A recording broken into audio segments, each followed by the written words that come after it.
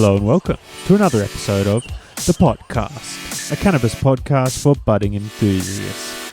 And on this episode today, we're bringing another of the Meet the Sponsors series. We are incredibly grateful to Todd of Organics Alive, the incredible company producing all the products that have been helping growers not only produce killer product at home, but winning cups left, right, and center.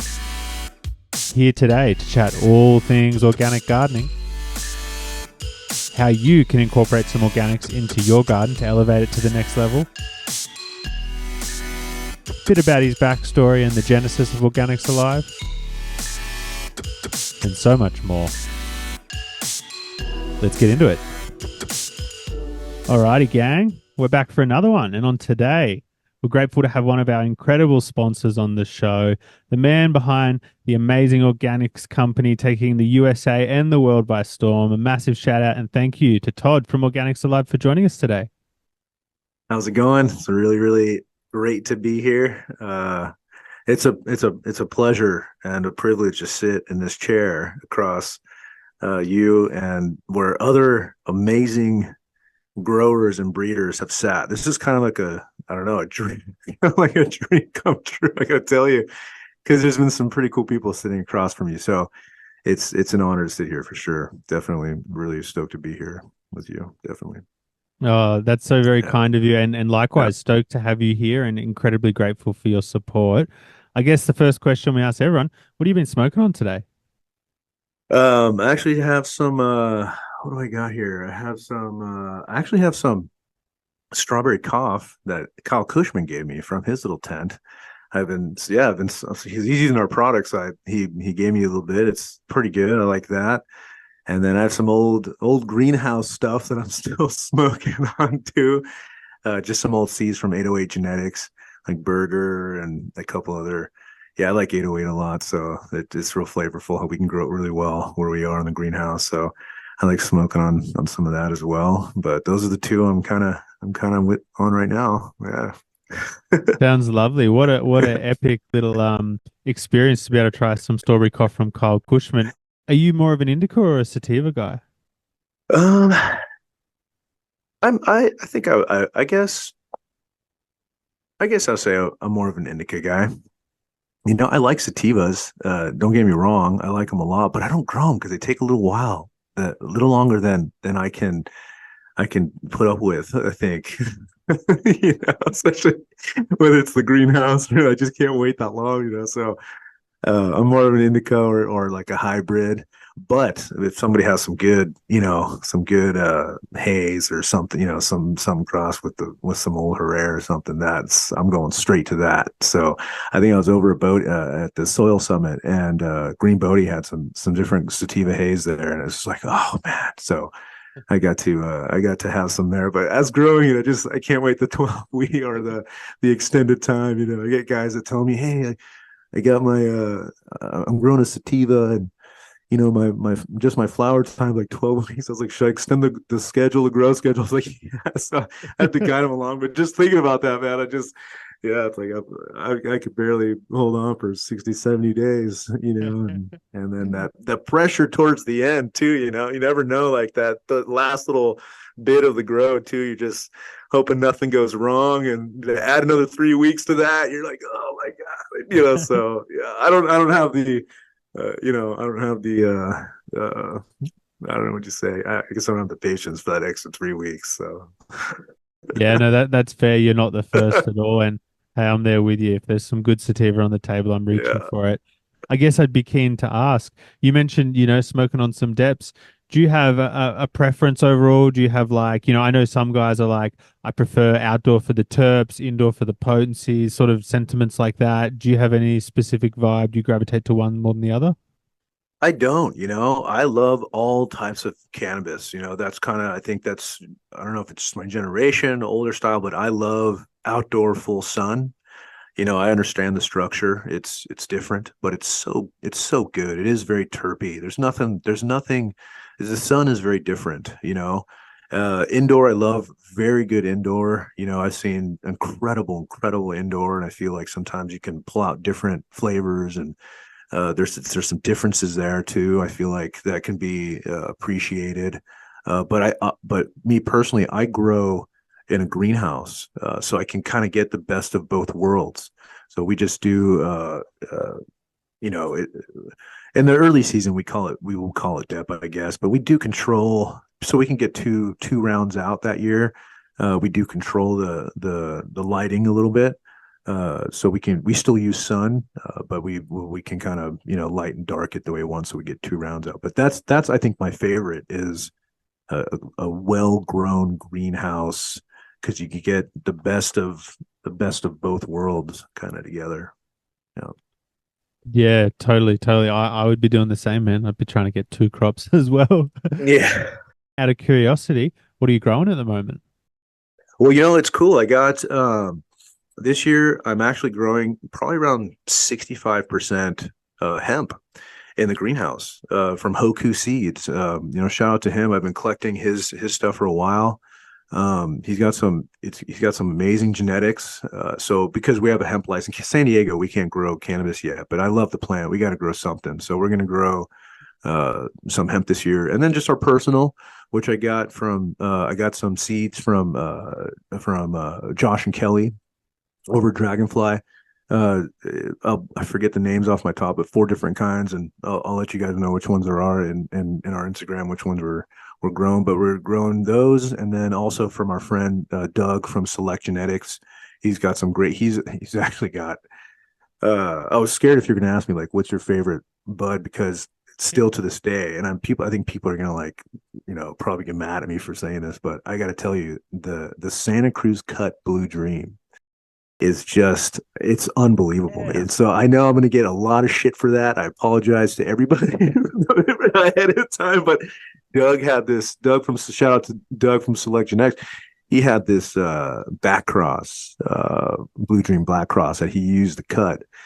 And oh god, he pulled a jar out over at the Soil Life. Some I smell. I was like, oh, it brought me back. And there's just so much to it, there's like this depth to that cut, and so I'm actually going to be growing that too, but for my head. So it's so good. It's so great for that. There will be no apologies offered for that answer. I love that. And sometimes I mention it on the show that it's so ingrained in the Californian culture that Jack Herer and Blue Dream are just, and Trainwreck, the terps Yeah, are trash. yeah, But the reality is the rest of the world has not been exposed to it in the same way. And every person I've met in Australia who's tried Blue Dream just loves it, says, yeah, I understand why this was huge. yeah. It does have some, especially if you get it right, the right cut and grow it well. It's very special in my opinion, and I know it's like people rouse a lot, and Trainwreck too.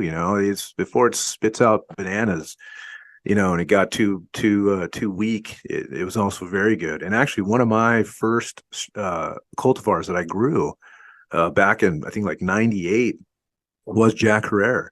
Jack Herrera, Lamb's Bread, Black Domina, these three. We were in San Diego with Bull Rider, P91. These are the ones that we grew up with. And to this day, if someone asks me, like, what's your favorite bud? Those are the first things I think of. I can't, and I'll get slack for this, but I can't think of anything new that really hits me, and that I can just, remember deeply.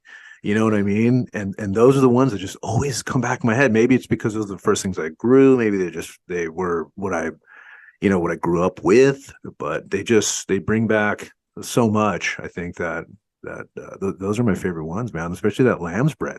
It's you know, God, if anybody out there has lamb's bread cuts, right? Please let me know. Hit my man up. And that's actually a very commonly held sentiment. This stuff from yesteryear is far more memorable. But it's interesting you referenced the lamb's bread. That's a cool one that I don't even know if it's around anymore, right? But there's a cut that goes around at the moment that's I think sometimes it gets called lamb's breath, but the consensus is it's lamb's breath sour diesel, but it's Mm. still just phenomenal. Some very memorable weed. It had like this crazy curry sort of smell to it, like so different to anything. Nice. Yeah. I love it, man. It is memorable. Those old genetics are memorable. And again, I don't know if it's because of the first ones that we grew or we grew up with, or I don't know, something with the psychology of those genetics. But they're special, man. They're very special. They taste unique. They're great. So that's kind of what I circle back to. So yeah, so I'm growing some Blue Dream, guys. So, while we're on the topic, tell me a little bit about your first experience with cannabis. Yeah, I think let's see here. My very first, which probably wasn't cannabis. Uh, uh, I don't even know if I should bring it up, but it was called like banana peel. It looked like cannabis. I don't know. It was very, very strange. But we went up in the hills. I think, oh my God, I have kids now, so to think of this is crazy.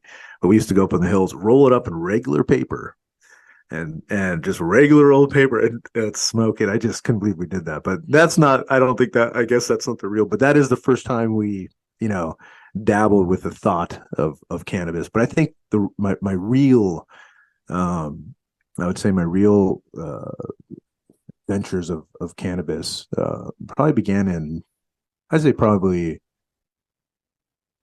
96. Yeah, like 96, 97. We smoked well, they called it Shiva, and it was the first. In these names, these are. This is back in '96, so it's God knows what the name actually was or what genetics it actually was. But by the time it got to us, they called it the Shiva, and it was the first time I saw really crystally cannabis and like really good cannabis. There was a huge dry spell in 96, 97 around here. A huge dry spell. Like the only thing you can get was really literally brickweed. And then all of a sudden we had this Shiva. It was like complete opposite. That was the first real resiny bud I've ever seen in mid high school. And I fell in love with it. I was like, whoa, this is a crazy plant. And then from there, I moved out of my house quite early. I was 17 when I left, and I moved in with two 21-year olds at that time. And man, that turned into a different thing. But I started to, partake in back and forth, sales of cannabis and things like that. And then start to see it and understand it. I was taken to different growers, and then from there, I started to fall in love with the grow process. And then I think I grew my first garden, which really wasn't a garden. It was my first indoor garden. I would say probably like uh, 98, 99. I started growing. And back then, there was no shops around here. We had to drive up to Berkeley. That was when we picked up I went to Tahoe to pick up genetics. I think that's where we picked up we started picking up the lamb's bread and black domina and all that. And then in 2000, and then it was tough to grow where I was. I was in my closet, my parents' house, my dad's house, and I remember him saying, he caught me one time and so, what is this? He didn't get that mad, which was kind of funny because they were a little bit stricter. They're Persian and I'm a first generation here, but it was weird. They didn't get like super mad. It was very strange. And I was telling my dad, "Oh, one day this is going to be legal, Dad. It's just policy, and da da da. This plant is like the best, believe me." And anyway, it was funny. But we started, and then but I think in 2001 when I moved to San Diego is really when we started to build. It was the first time I moved out of the house. Excuse me. It was the first time we moved out of the house, and I was able to actually build out a garage and like really have some privacy and really explore and dive into how to set up a room correctly. And I remember the first round came out just absolutely fire. It was beginner's luck, really. And it coincides with Organics Alive, kind of, because I I knew what good bud was, but we started adding from a guy up in Cardiff. We started adding worm castings to our garden, and the bud was just coming out amazing. And I remember going to a party. There were there were some heavy hitters there, like some of the old C guys. Gosh, I'm drawing a blank, but I remember he tried my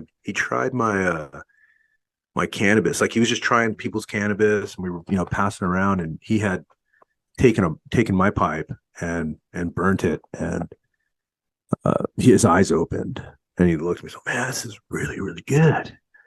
And so that right there was like kind of it for me.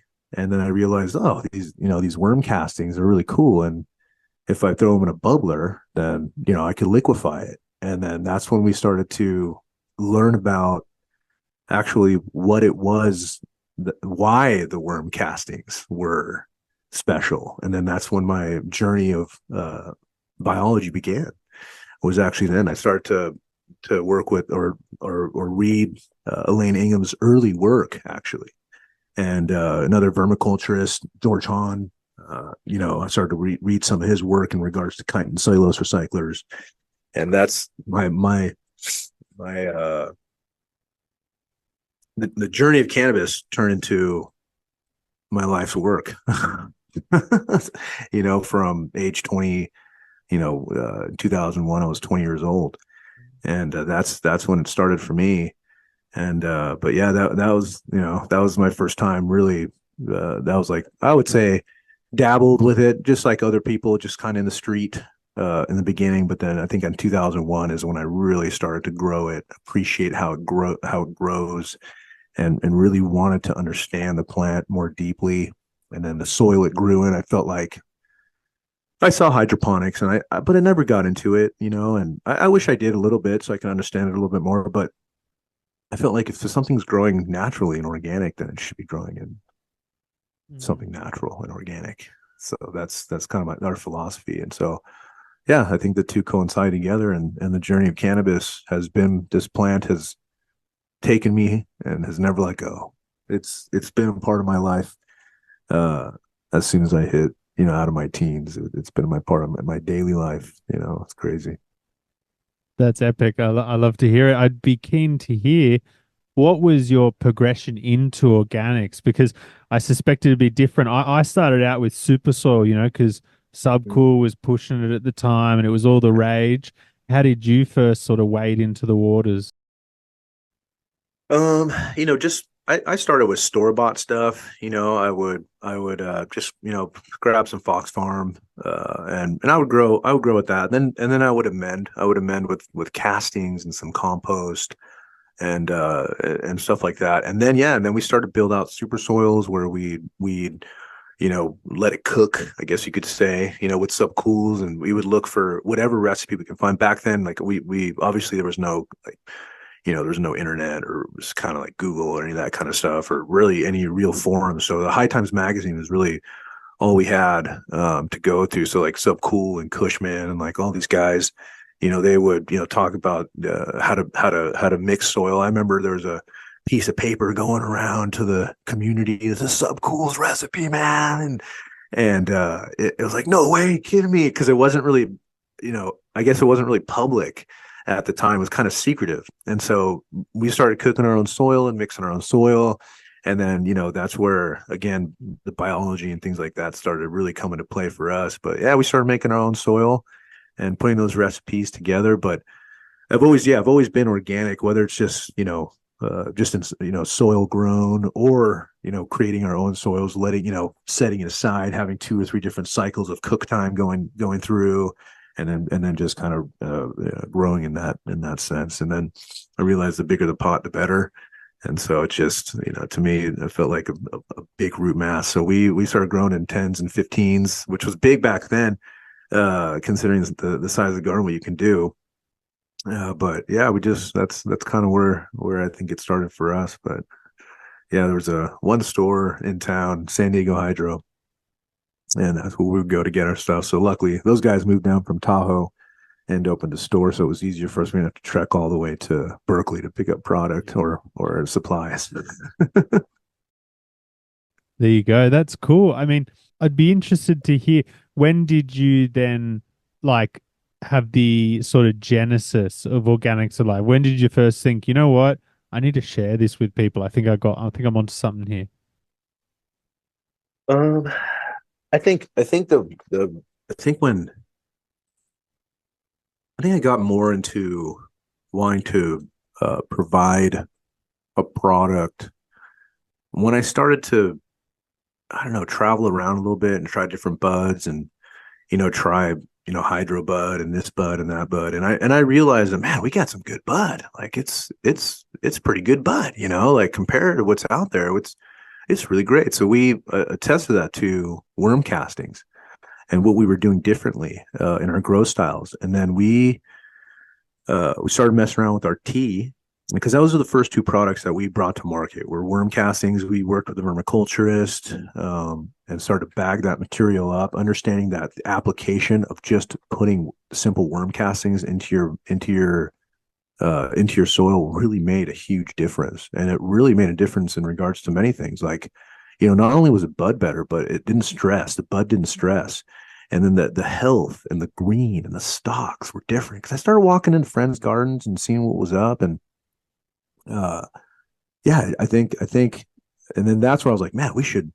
I was kind of always a little bit business minded. I think, and I knew I was never gonna like it was very difficult for me to work for somebody else, I guess you could say. So that I thought I saw that as an opportunity to just, as just a personal uh something that I love doing, and then I could help other people grow good bud. But then at the same time, I could like make a business and like, oh, okay, this could be a business. So I traveled around. I went like I remember, we made a big brewer. We didn't have little brewers back then, so I would throw this 100 gallon or 250 gallon tank on the truck, and I'd drive up to Santa Cruz, and I put this thing on my friend's grass. It was big, it was fiberglass, it was heavy, it was just this concoction. I remember, and because we felt like you need to brew. You need to brew right. I know you can throw castings doing thing and you could brew it up or whatever, but we really wanted to grow the right biology. So we really built a machine that with the right diffusion, the right ppms, the cavitation, I mean, all these engineerical aspects uh, back then tests were limited, but we did have there's still a few people that were doing microscopy, so we were able to kind of test that out. But I remember driving to Santa Cruz and dropping that, and then take and you'd have to brew it up live, and then we would take it to the store, and then hand it out. We were just handing it out to people, and then all of a sudden people were like, whoa, it's crack for weed, oh my gosh. And we did the same thing in San Diego. We would brew it up, go drop it off, and people would know, okay, Friday's brew day, go and pick it up, because it had no shelf life. So imagine trying to sell a product that has no shelf life. It's like you can't do it. So we would go, and that's kind of where it started. And then from there, we started to build our small brewers so people then can brew.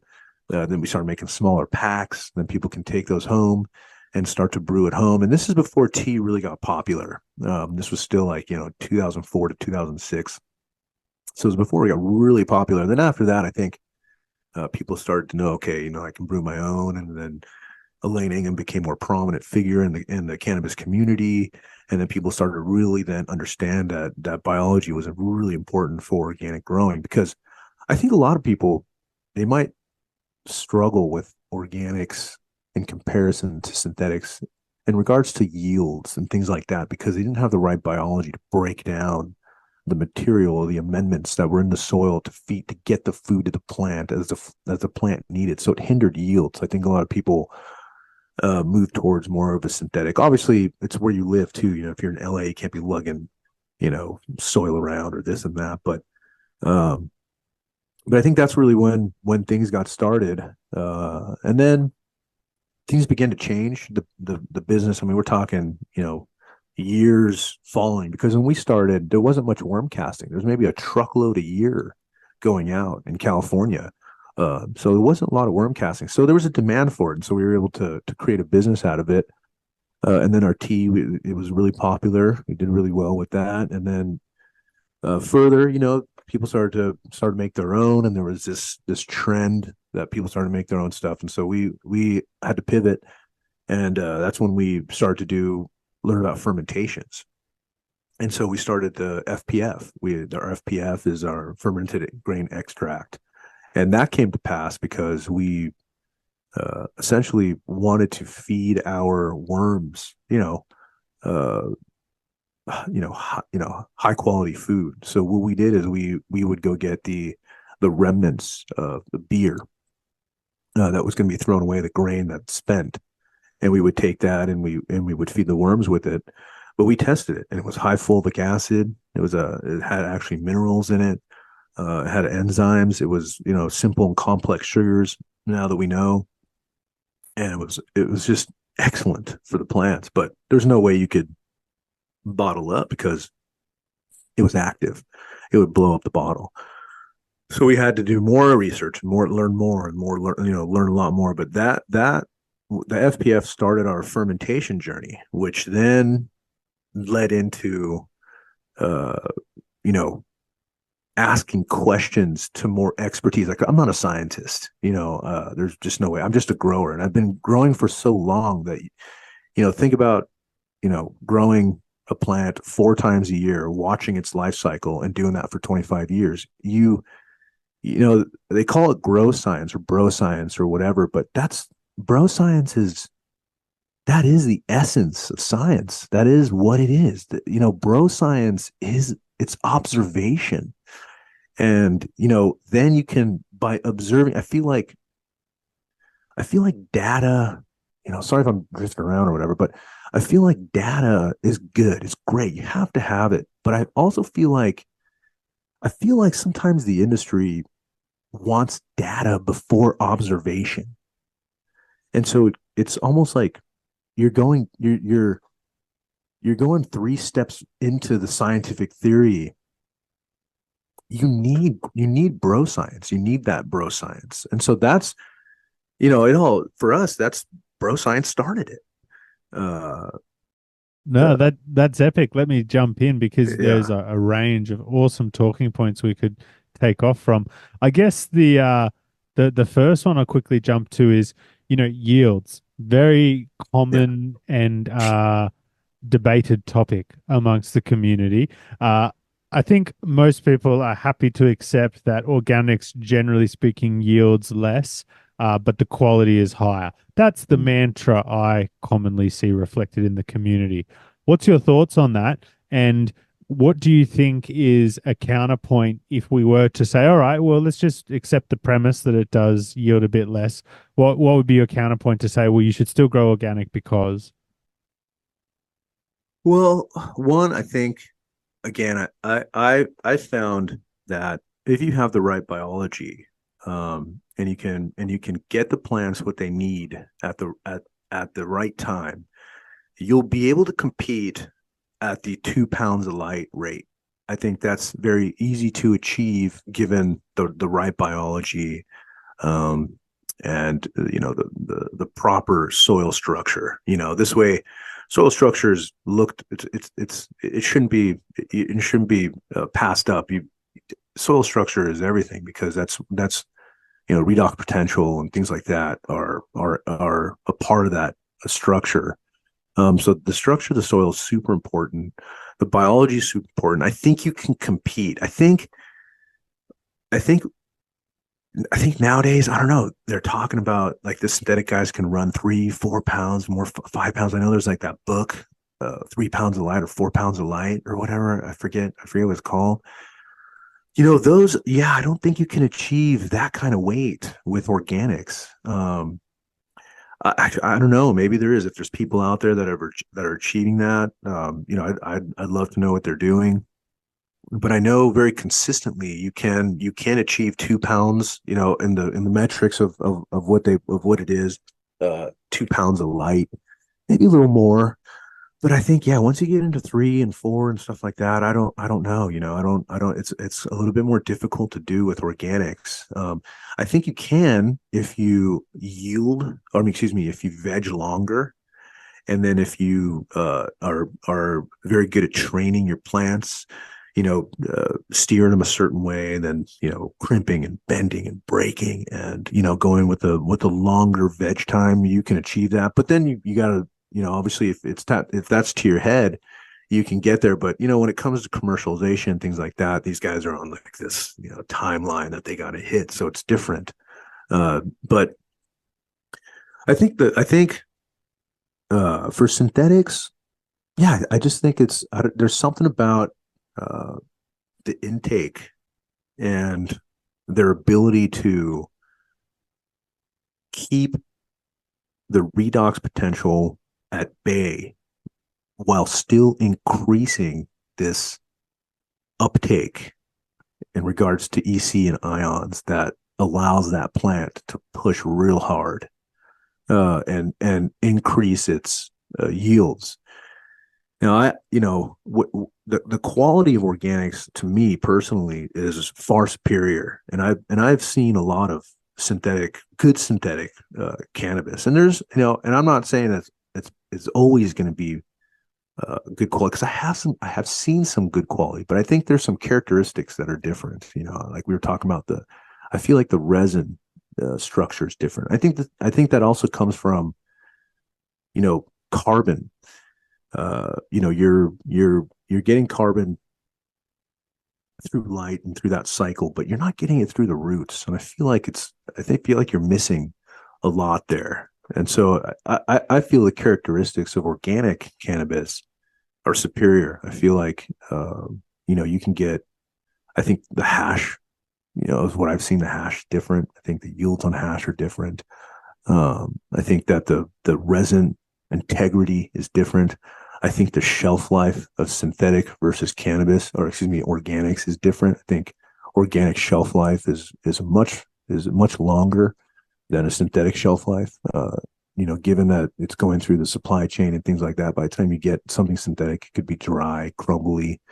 Or if if your organic buds sit in a jar, it could last a substantially long time, given that it's in a moderate temperature. But yeah, when it comes to yield, I think synthetics got us on that, and but for me, I think the quality is going to be superior in organics, and that's just, again, I've been doing this for so long, and I'm not saying it's for every, like, 100%, but it's rare that I've seen a good organic grower and a good synthetic grower, when you put their buds together, you know which is which. You can tell.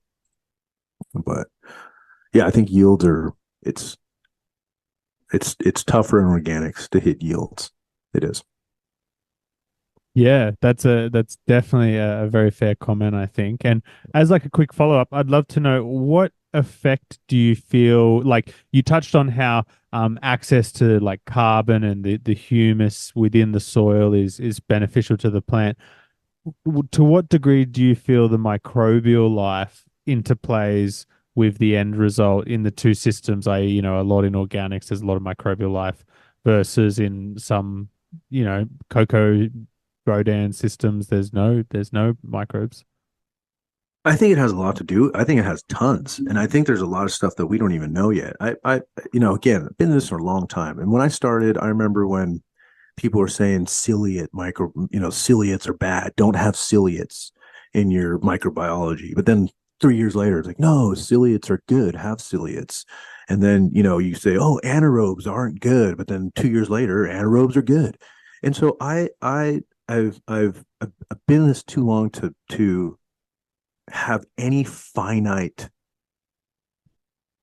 you know, uh, perceptions of anything at this point. And I feel like there's so much more that we don't know, that we can't test for yet. I could say, just even on our own products right now, I have to seek out specific tests so that I can read our fertilizer correctly, because the tests out there only test a certain way, which may not be correct for us. So I have to find tests in India. I have to find tests in Canada for specific, just for some of our products, because the tests here, they're not up to speed.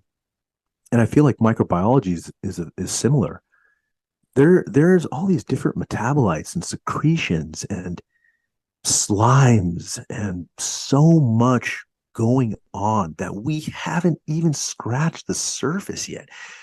I go back to mycorrhizae did not become a conventional product with real mainstream thought until 1995. Think about that. Mike, I mean, that's not that long. I know it's well now it's kind of a long time ago, but you know, in retrospect, it's not that long ago, you know, and so you got to think we don't know anything. We just don't. And I know Elaine and I know a lot of people are trying really hard to find out, and because you know the good thing about cannabis is you get four shots a year, right? You know, if you do it right, you get four shots a year, and so you can try to test further, right? But in agriculture, you get one test a year. So if you think about if you're testing, let's say you're wanted to do before and after, or you wanted to test a control of some sort, you have to go year by year by year. So you think about you could from 1995 until now, you get 30 tests. I mean, what's 30 tests? 30 tests is nothing in the scheme of what really is going on in the soil. So for me, I think there's things that microbiology is doing that we don't even know about. And I think, just, primary metabolites, secondary metabolites. And we're talking about fulvics and chitinase and cellulase. And so all these things that just, there's so much going on. So I feel we barely scratch the surface. And for me, that microbiology is doing a lot more than we give it credit for and that we even know.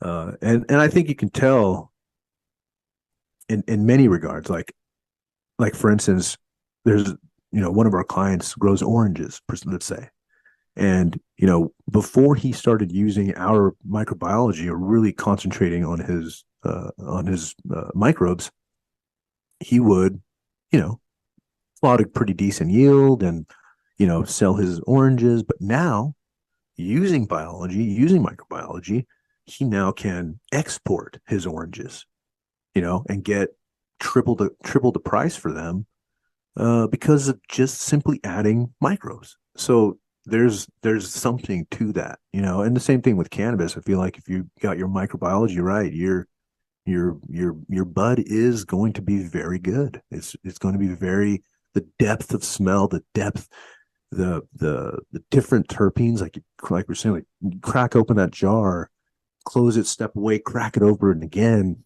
there's something different. You taste and smell something different every time, and I think that only comes from using the right microbiology and concentrating on your microorganisms. So yeah, I feel like there's still so much we don't know, and for anybody in the industry or anybody in the farming, if to say they know this or they know that, that's but I just take it literally as just this teeny little grain of salt, and I just feel like there's a lot.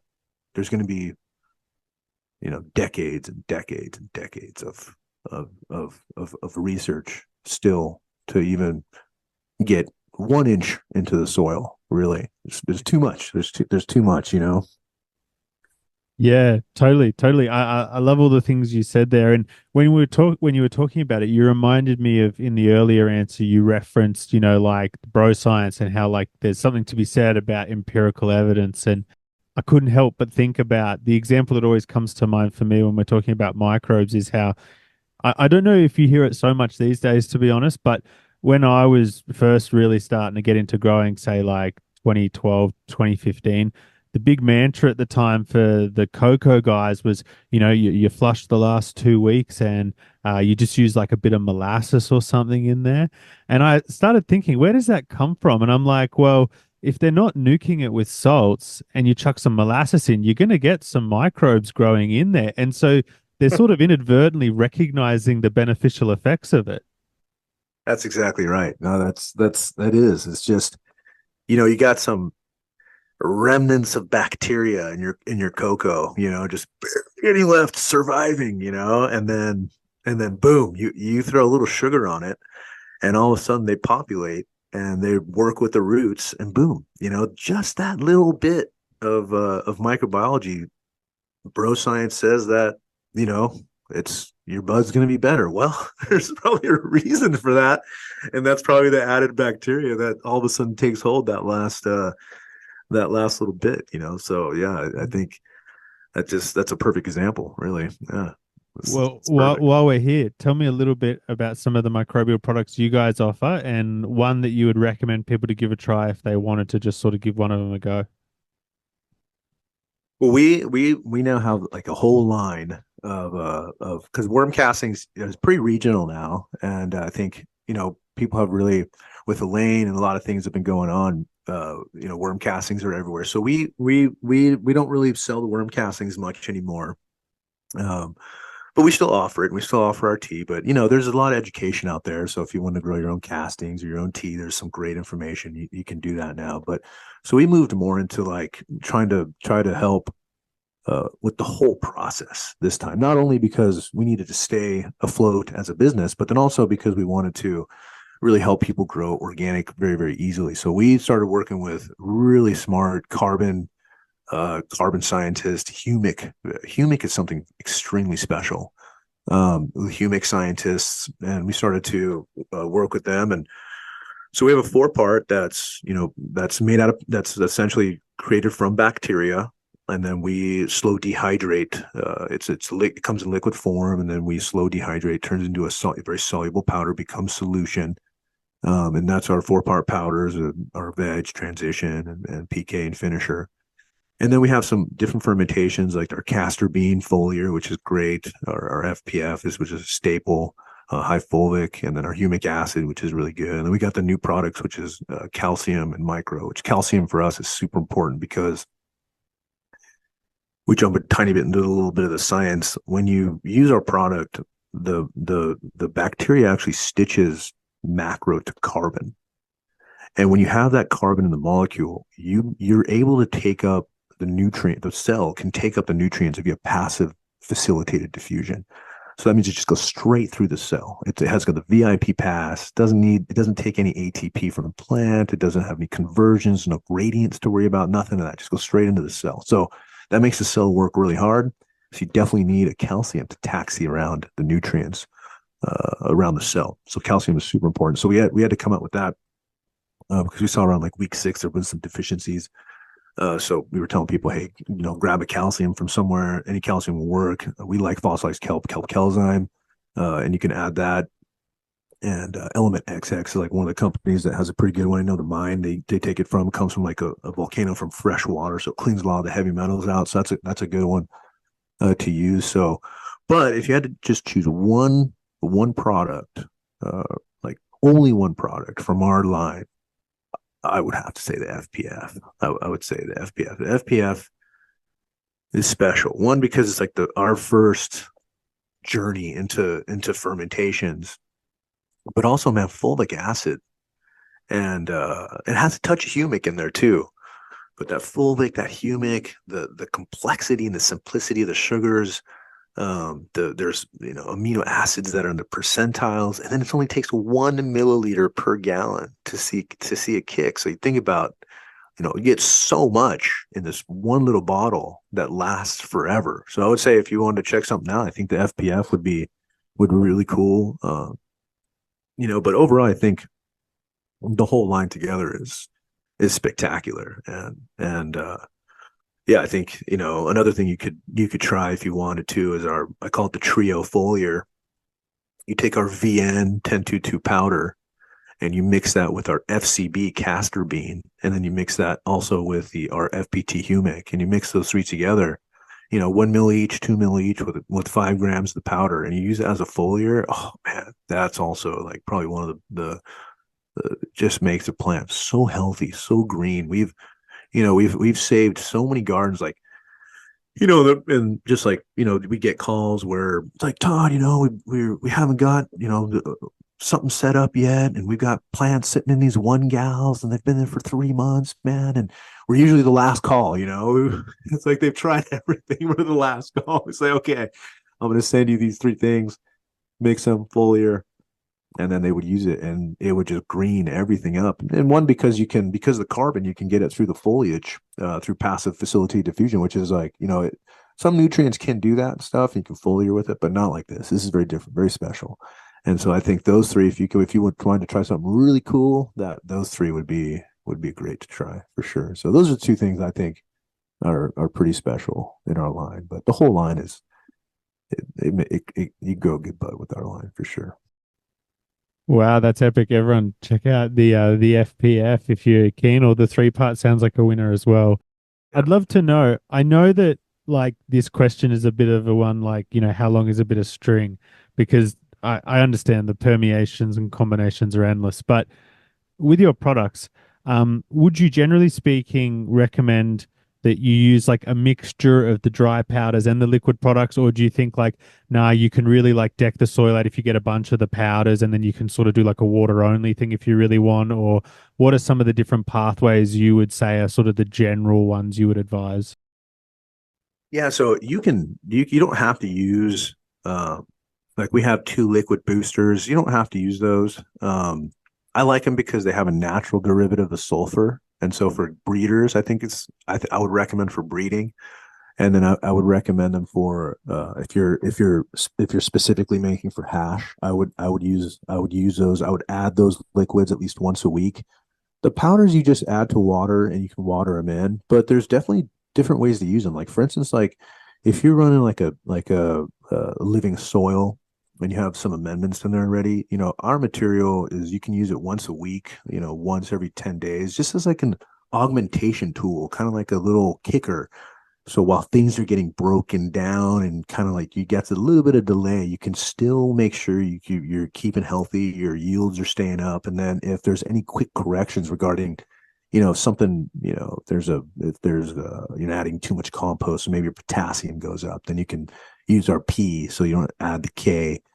So there's definitely this artistic cultivation, as I like to say, when using our products. So, but yeah, you can get away with just using the powders, um, and you would water them in. You wouldn't top dress the powders, because you could, but it might be wasteful, to do that. It would go a longer way if you mix it in water, have it dissolve, and then just water it in. It goes a lot further. And then also, if you have amendments, like if you have micronutrients you've already added, you don't need our micro. If you've already amended with like a gypsum, or so like a calcime or something, you don't need our calcium. You wouldn't need our boosters either.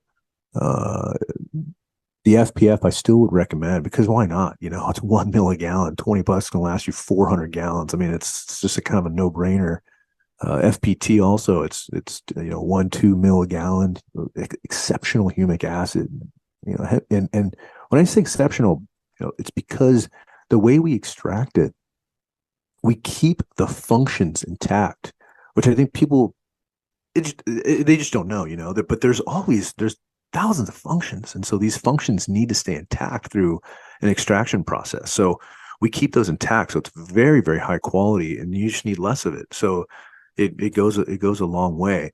So I would say, if you have like an amended soil, you really only need the powders and the two bottles, and you're going to grow really, really good cannabis, vegetables or whatever. But you probably only need, I think those would be the main items. But if you ever needed a quick correction on calcium, let's say, or you need a quick correction on micros, those are available, to you, just as like, you can hold a pint on the side, for $20, $25 or whatever. Put a pint on the shelf.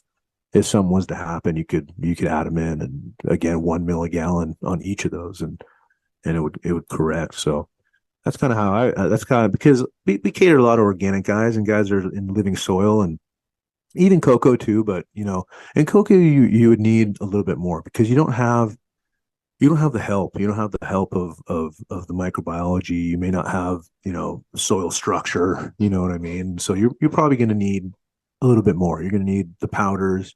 You're going to need the calcium and micro, and then it becomes kind of like a standard operating procedure for full cannabis. But for organic, yeah, powders and FPF, FPT. and maybe like a little pint of FCB as a foliar, you do pretty well. Yeah. That's epic. Let's go down that rabbit hole that you sort of Yeah. preempted there, which is I love the idea of seeing more organics run in like cocoa systems or synganics as it's referenced.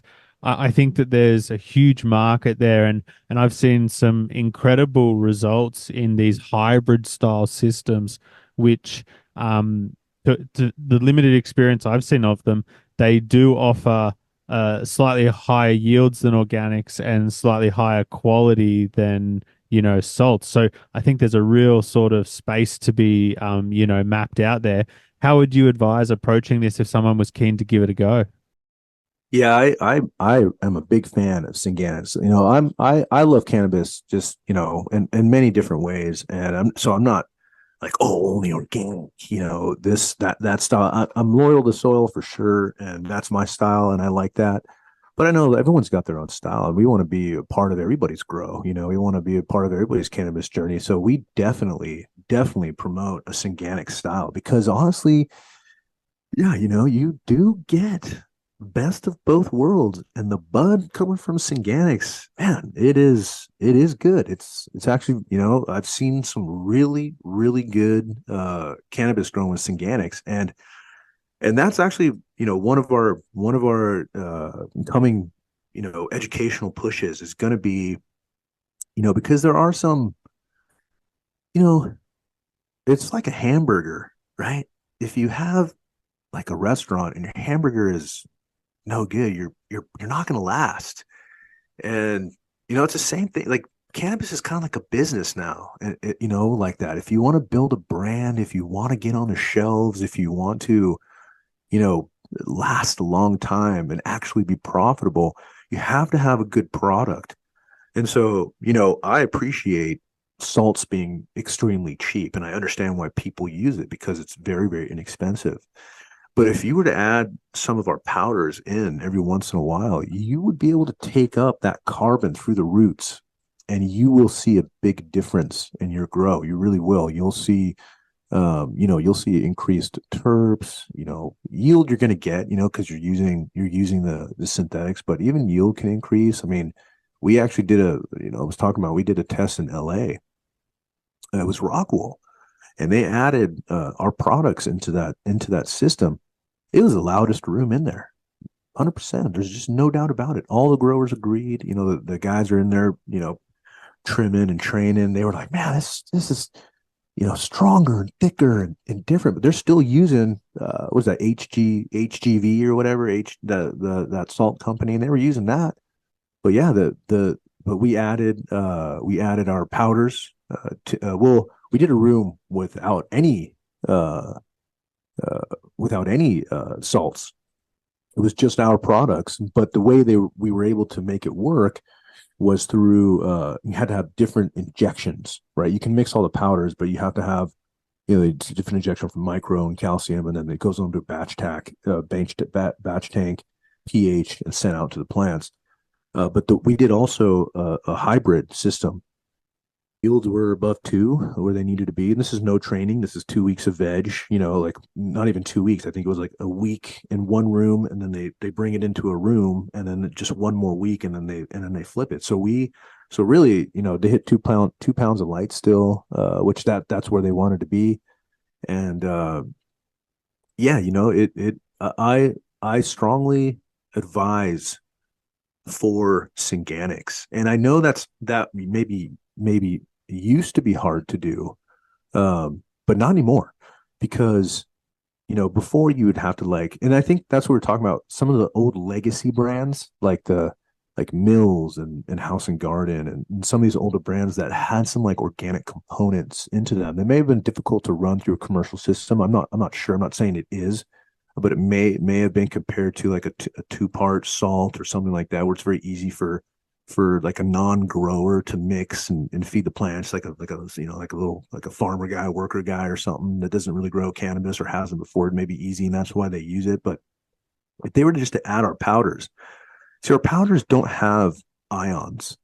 It's carbon, right? But it's soluble and it has no biology. We've taken all of the biology out of it because we like to we like to design our biology via compost and tea and companions and some cover crops and things like that. And that's how we would promote biology. We don't want the fertilizer to manipulate the balance of biology. We don't want the fertilizer to dictate to the plant of what secretion or exudate it should push out. That's not the job of the fertilizer. That's the job of the plant. That the plant should be dictating that of what it wants, and then it should be available to you in the soil. So we don't have any biology in it. So what this does is you can put the powder, and even if you wanted to mix it in with the synthetics, that's fine. But if you wanted to choose a day and just toss in our material, you would be able to get the carbon through the roots. You would get these secondary metabolites, and you would still hit the yields. You'd still be at 2 cents, 3 cents a gallon, whatever it is, and your cost would still be the same. But the actual flavor and the cannabis itself, the integrity, the structure would improve vastly. And not only that, but on a business standpoint, look at when you cut down a round and then you put it in your room, you cure it, dry it, trim it, package it, put it into distribution, send it to a distributor, then get it to the. What are you, like 3-4 months in? You know what I mean? By the time a grower picks up your brand and looks at that, you may pull around the salts down, open the bag, like right when you're done curing. And yeah, it's going to be smelly and great. And, you're going to touch it and it's going to be nice and everything's going to be great about it. But put it through the distribution stream, wait 4 or 5 months until somebody on the other end goes and hits weed maps. It comes to your house and you open a jar. The integrity of that plant, if it's grown synthetics, sometimes it could be like crumbly and maybe a little dry and hasn't been taken care of. So if you were to add some organics to it, specifically ours, because you can't really run fish through lines. You can't you can't run, you know what I mean? It just doesn't work. And you can't, you don't have anything to break down like a fish or whatever other organic inputs. If you're going to run a synthetic, it's not going to happen. And then, when you're running that type of facility, you can't take these types of risks. You know what I mean? So we come in, this is a soluble powder that becomes solution, right? And when people try it, they play with it, they'll see, like whoa, it's gone. It's not micronized, it's not liquid suspension. It becomes solution. Then you're going to get, and then the difference is too, is that you don't need the microbiology to break it down. We've done that work for you. We've done it through our fermentation process. We've already broken everything down for you and attached that carbon to the macro. The micro, the specific bacteria we use attaches that macro to carbon, and then you get that passive facilitated diffusion. So if you have that passive facilitated diffusion in a cocoa or in a rock roll substrate, then you don't need actual biology to break it down. Your root, if it hits your root is going to take it up. So now you're getting this intake of carbon coming through the roots, which you don't get in chemicals. You don't get in the synthetic format. That's not, the conversions have to be made. ATP has to be used, sunlight and things like that. The conversions are used like that, but not via the root. So, I'm a big proponent of Synganics. If people want to try Synganics with our material, it's not going to cause any issues, any kind of, drip irrigation issues, any clogs. There's no biofilms.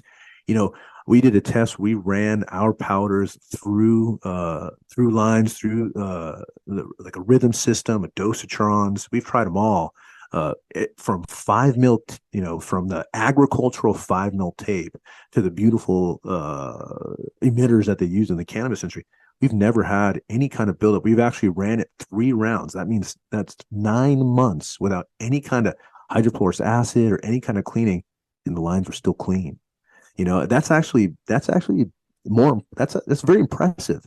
And it's impressive because even salts can't do that. You're still going to get all sorts of buildup. You're going to have to clean, have to acids and things like that to clean your systems and reset them and stuff like that. So, our material is really is not only good for organics, but I think synthetic growers that need a kick, that need something to get those terps up, to get, to change the characteristic of the resin, right? Because I feel like sometimes depending on what fertilizer you use, the resins are kind of like more dandruffy, like more I don't know, like a powdery type of. It's not this like super like sticky.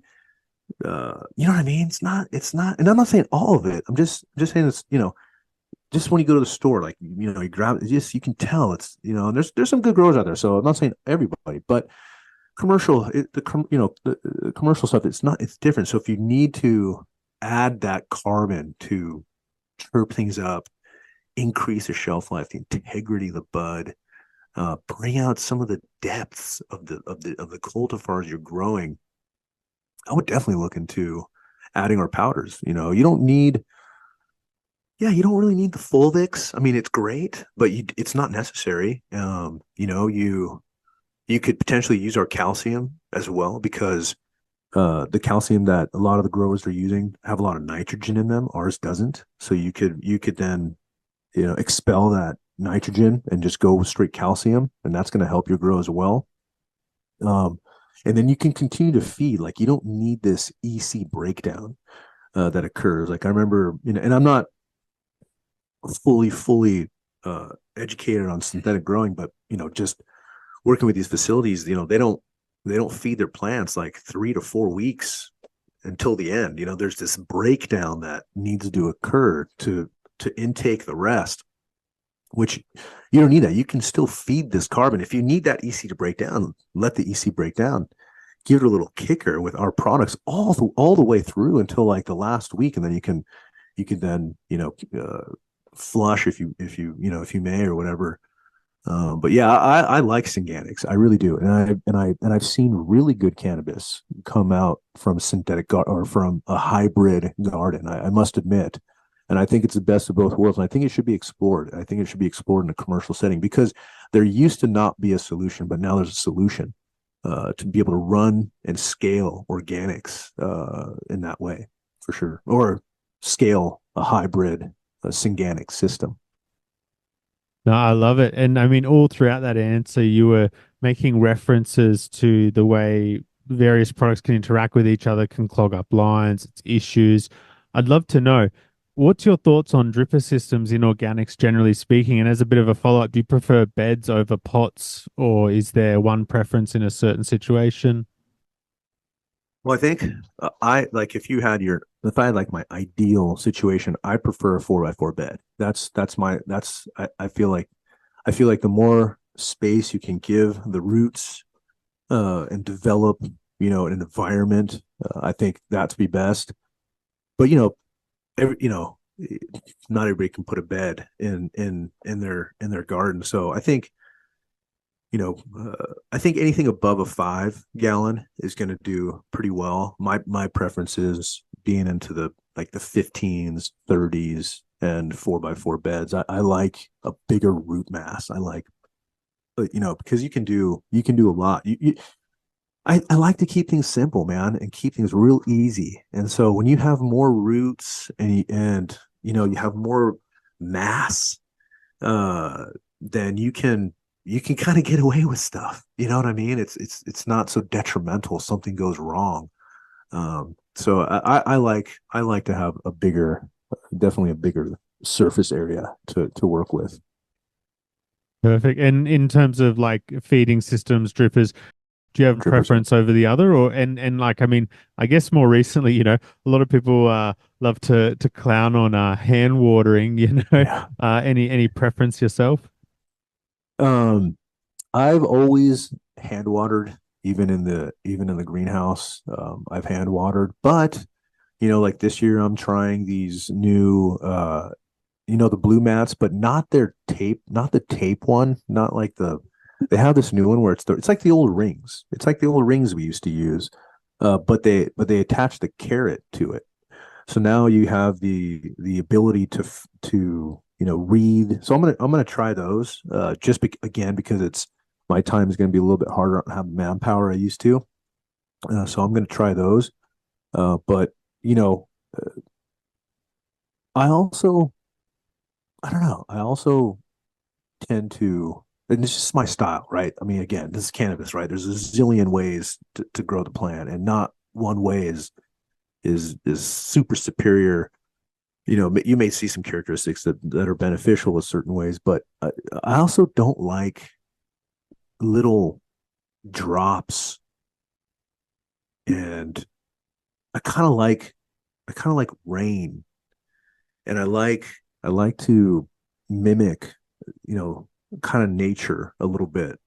So, and I don't flood the plants. Like I don't, when I'm watering, I'll then we go to the next one and no, it's a water and just let it go, and then come back and then water again, let it go, and then come back and water and let it go. So it's just kind of like natural, like rain, kind of like naturally, you know, balancing out the air and the water, kind of in a natural way, and that's the way I like it. And I don't like the little, I don't like the little drops.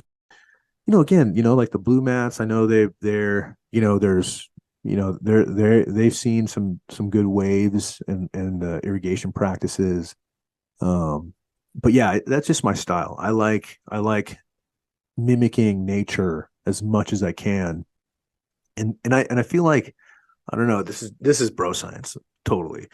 But I I also I just don't like I like water need because microbiology lives in the top 10 centimeters. And so you need something to, you know, let them flow all around the medium. And I feel like the little drops just don't let it do that the way it should be. But for obviously rock wool, it's different. Stuff like that's different. Or those styles are going to be a little different. But if you're like in a 4x4 bed or like that, I like to have kind of like a good, a rain effect. But again, the blue mats, I know there's like this consistent flow, but they've realized there's a good, a good wave of dry back to, try back to water ratio. So I think they're dialing in kind of like that, you know, lighter flow water kind of style, which is great. So, but again, for me, I don't know if it's old school or what, but I like to hand water a little bit.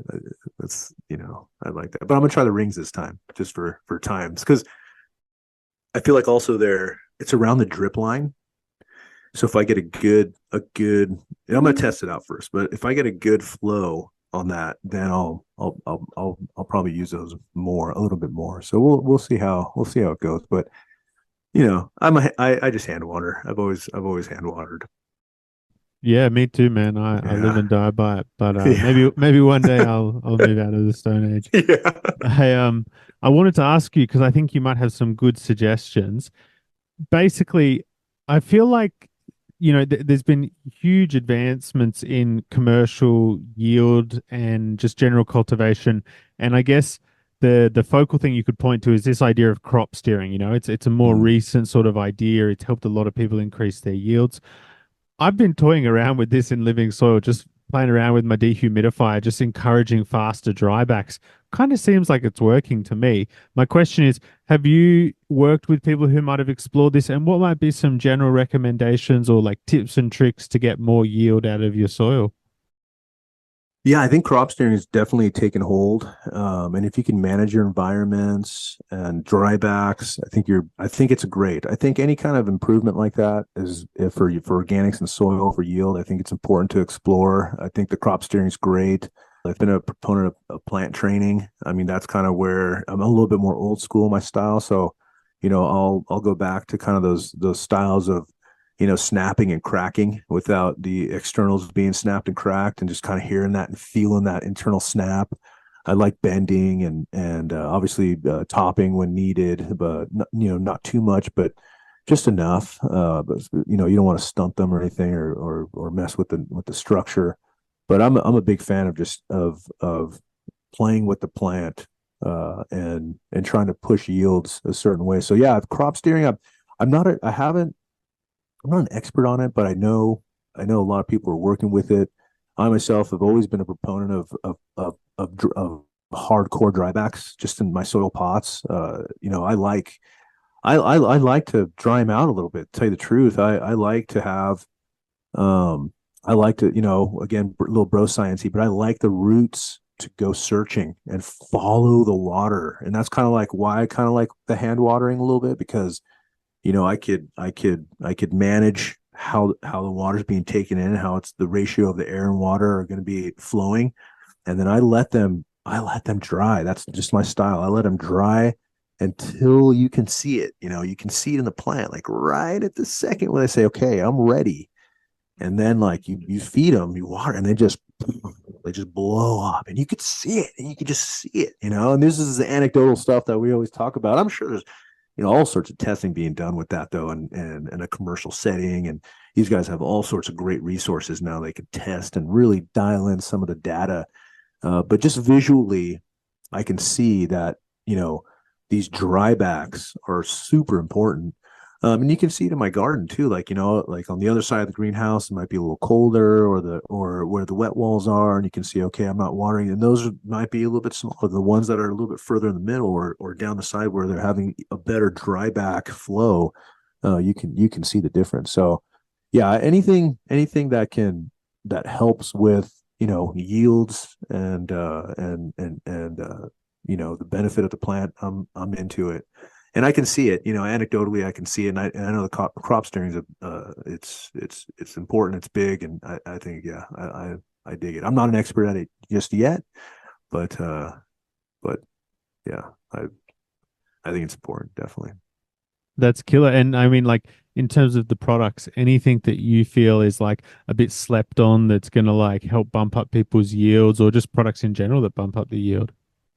I think our products in general bump up the yield substantially because, again, you don't need the microbiology to break down nutrients and send them to the plant. So your microbiology per se is focused on, well, there's a few things happening. One is that because the nutrients are getting to the plant a little bit easier and simply without using the actual energy or ATP from the plant, you're going to get a bigger root mass. And if you get a bigger root mass, then you're going to push more exudates. And if you push more exudates, then you're going to have better biological activity. So all together, boom, your yields are up, your health is up. That's one thing. And then two is, again, you're not waiting for this microbiology to break down, so you don't get these delays.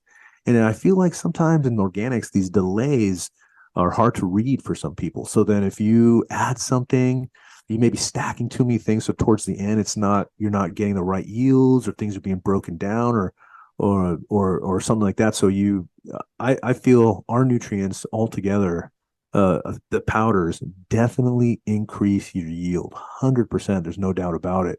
Even when guys just like have amendments or don't have amendments, you're going to hit the yields.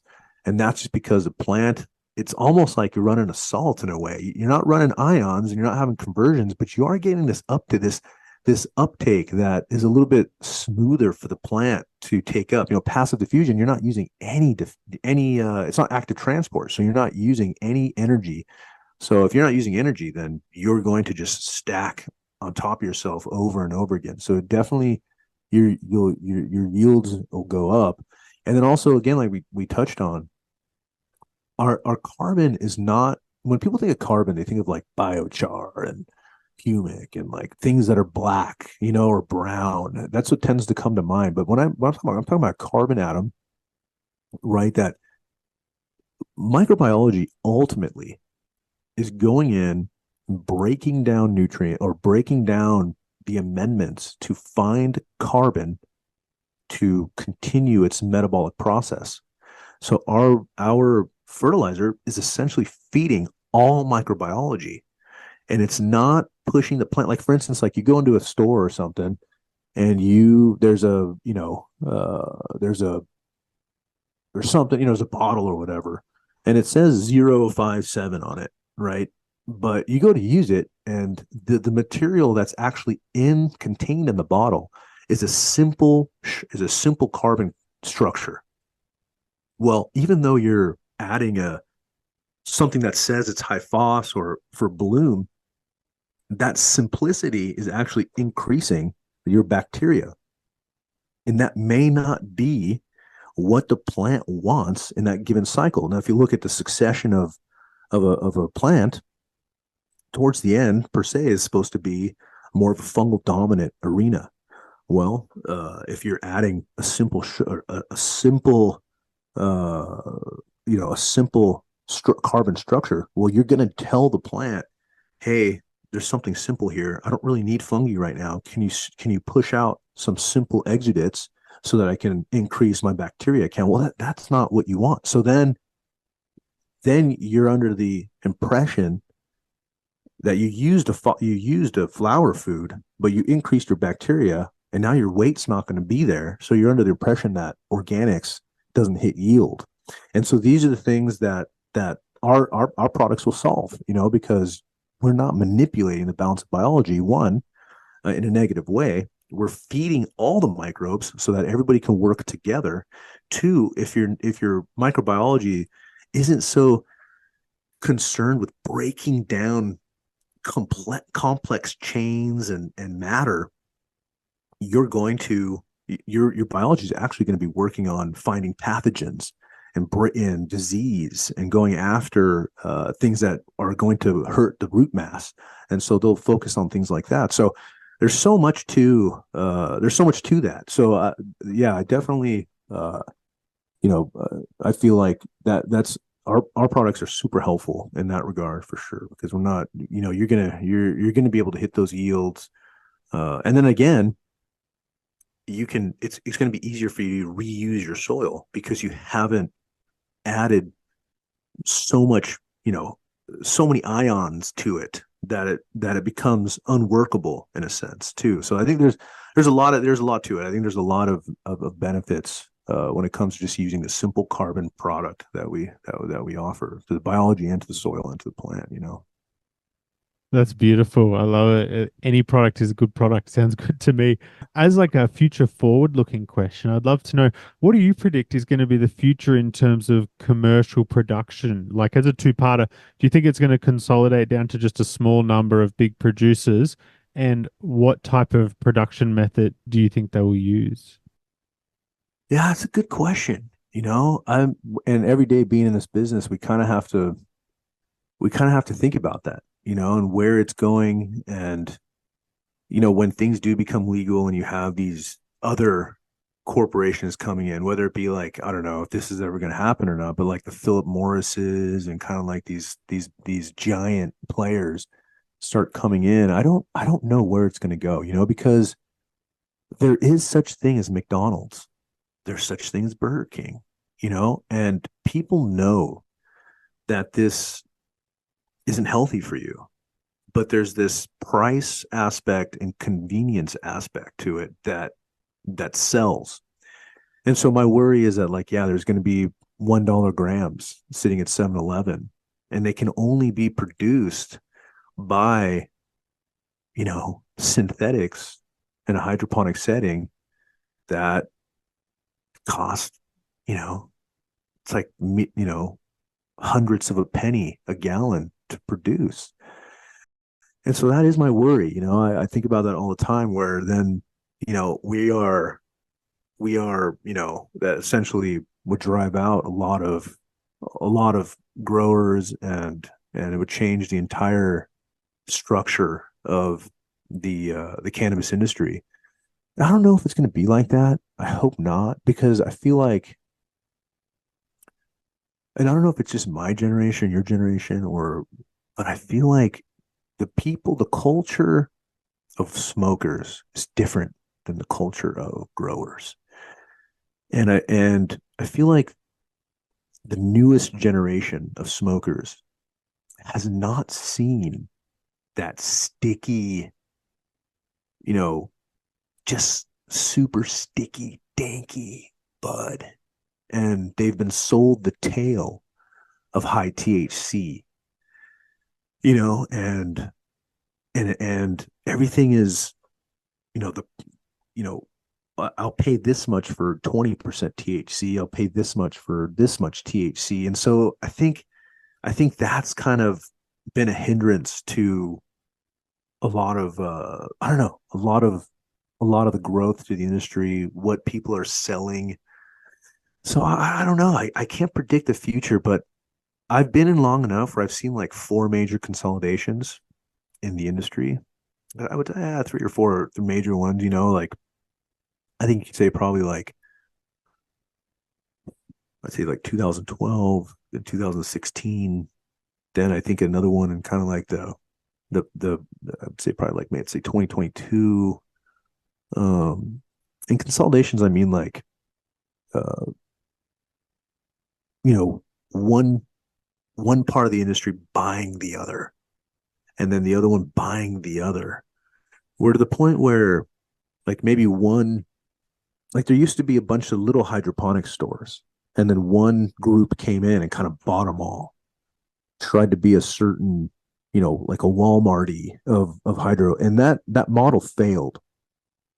It, they may not think it failed, but in my opinion, it's failed because right now you can hear things in the industry where they're using certain areas for local distribution, and they're just this business structure that's changing. I'm hoping that it's kind of like, I don't know, it's kind of like a wine, because wine, I guess, like according to Mr. Wonderful Kevin O'Leary, he says that wine is the highest selling wine is the wine that's under $10. And so, then I try to compare, okay, is that kind of how it's going to be for the cannabis industry? Are people just going to be looking for the $2 chuck, rather than this higher end cannabis?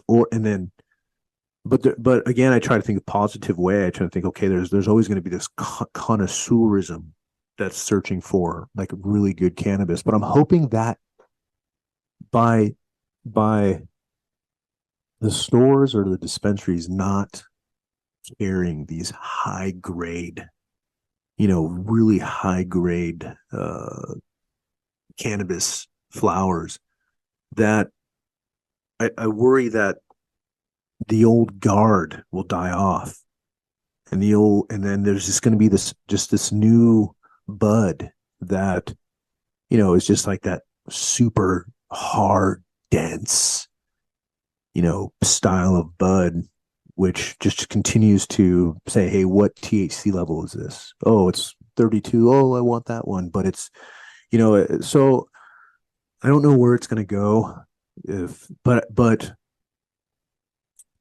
I'm optimistic that there's always going to be this group that carries the torch. And I'm hoping that the new generation is taught, or at least admires, or something takes hold where there's going to be a group that continues to, because I've seen it in all industry. Like, I'm a surfer, so I've seen like surfing change dramatically. You know what I mean? Like, just the way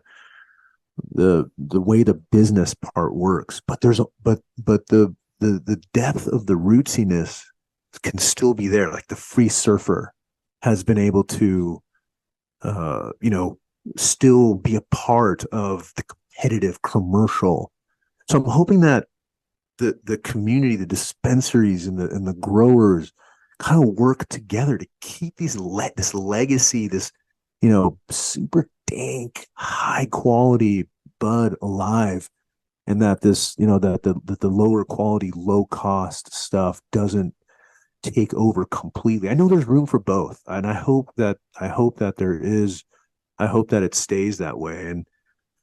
And I just another point too is that I've been to like 100 hundred thousands of gardens. I've been to so many gardens, and you hear stories, and oh man, like for instance, like MedMen gone, and there's this element of there's this threshold of failure and success in this industry. And you know, I don't know why a company like MedMen would fail. I don't know why, like a big Canadian empire would fail. I don't understand. The only thing that I can think of is that, either the people that are running it are not good people, and usually not good people don't succeed. Really, what I mean? Like, if your way of business is like always just trying to, like, I don't know, undercut or cheat or this or that, there's a good chance you're not going to fail. Something's going to happen. So I don't know if it's that, or if it's actually the cannabis. that is in these stores, you know. And I think if we can determine what these are, I think we'd have a better understanding what the future would hold, you know. Because I don't understand why, if you got, you know, good bud, and you've got this distribution, and you're spending all this money on branding, and you're just this, you know, big company, then why aren't you, if you have your own stores and you have all these locations, and you're in these positions of good real estate, and why are you not succeeding? Why are you not succeeding?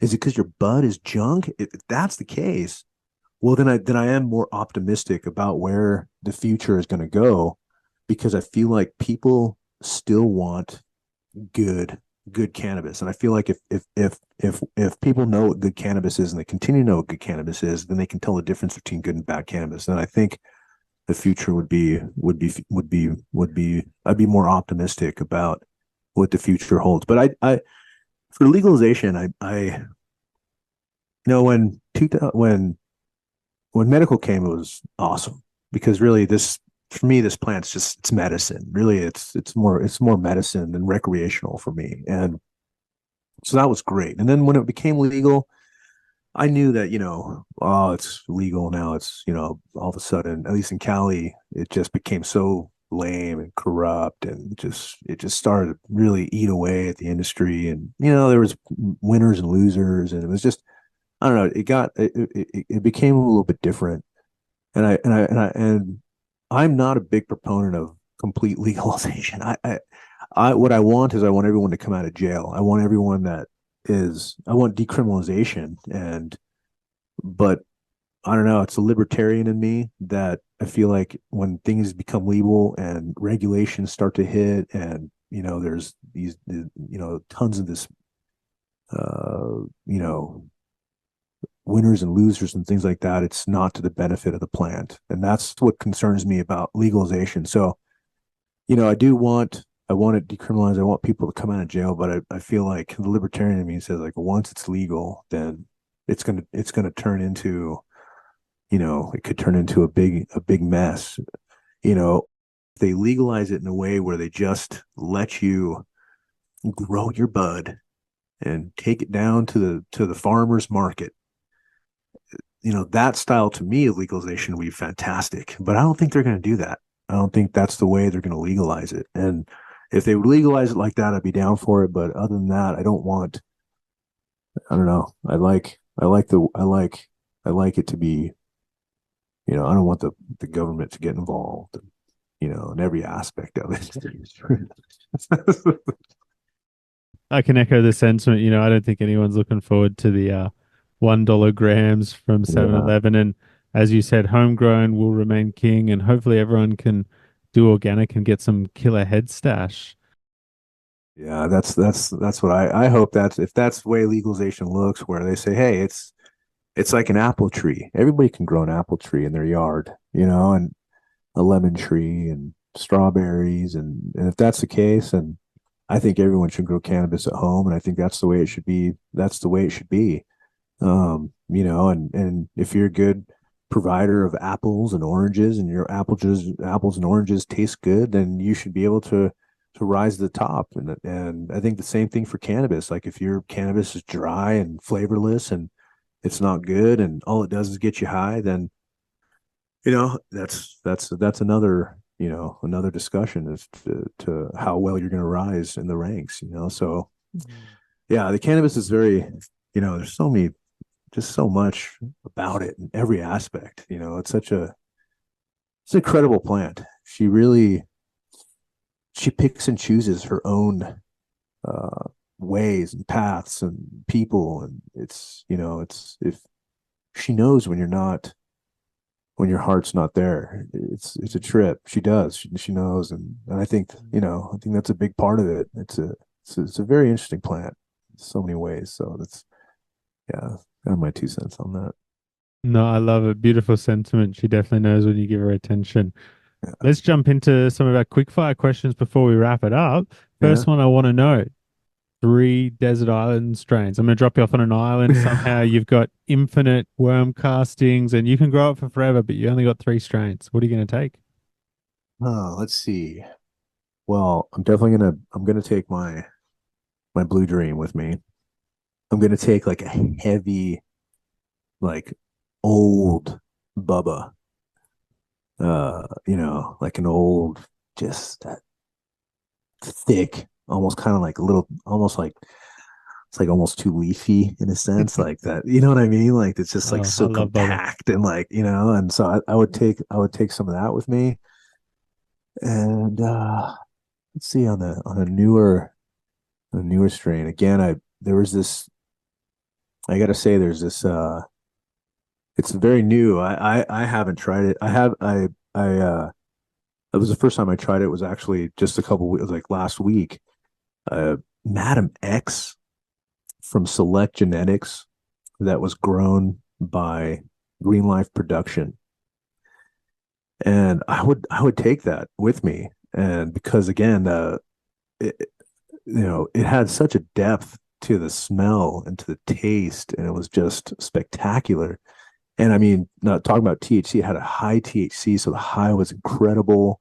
It actually had some CBD in there as well, and so I think those three would be the ones I would take and grow forever. There's like three really uh, different different ones for different parts of the day.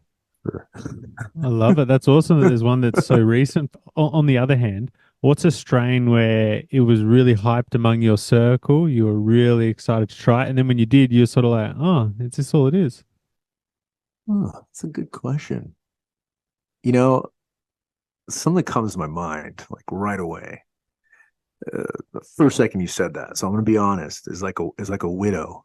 It's the white is like a widows. I'm not into the widows. Like people used to hype that up so much, and I know it's more old school, so I don't know if a lot of people have really dove into that.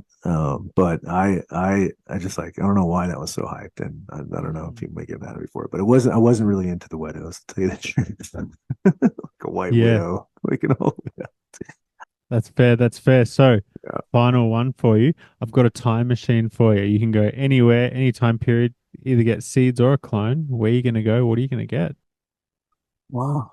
Well, I mean, if I want to get really, really deep, I would go back to like 10,000 years ago and see what the first bud was up in like the Kush Mountains and kind of see see what see like the first the very first the mothers and fathers up in the Kush just to see what it was like and how they were growing and honestly, if I could live internally understand how it was able to last for so long and from the first times where it was brought to Amsterdam and the Europeans and I know like in Iran there was a lot of Iranian genetics that were being grown. So I really wanted I would love to see you know 10,000 years ago or thousands of years ago see what that was like and where it was growing, how it was growing, what it looked like, and how people discovered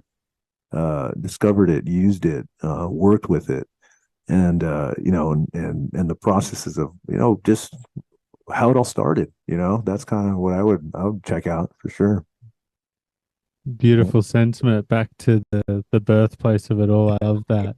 I think that just about brings us to the end of it for this one. Any general comments or shout outs you wanted to make?